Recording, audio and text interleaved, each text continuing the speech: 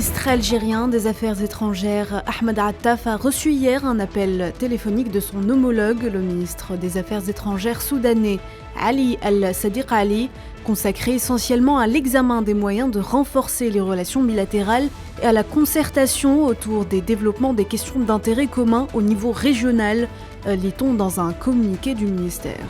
La France est confrontée mardi à une 10e journée de manifestation contre une réforme des retraites très impopulaire, dans un climat rendu électrique par les violences croissantes. L'opposition à cette réforme emblématique du deuxième quinquennat d'Emmanuel Macron, qui retarde l'âge de départ de 62 ans à 64 ans, s'est radicalisée depuis que le gouvernement a fait passer le texte sans vote à l'Assemblée, s'exposant ainsi à des motions de censure qui ont échoué le 20 mars à le faire tomber.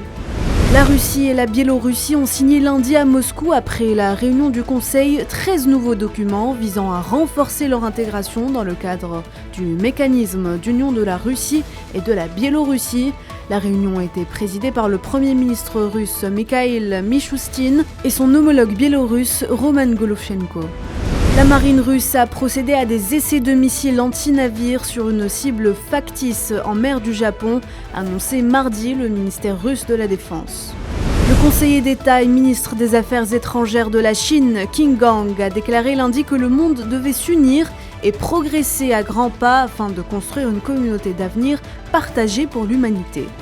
La sélection algérienne de football a officiellement composté son billet pour la phase finale de la prochaine Coupe d'Afrique des Nations au Cannes 2023, prévue en Côte d'Ivoire et reportée à 2024 grâce à sa victoire face au Niger lundi dans un match disputé au stade Radessa Tunis.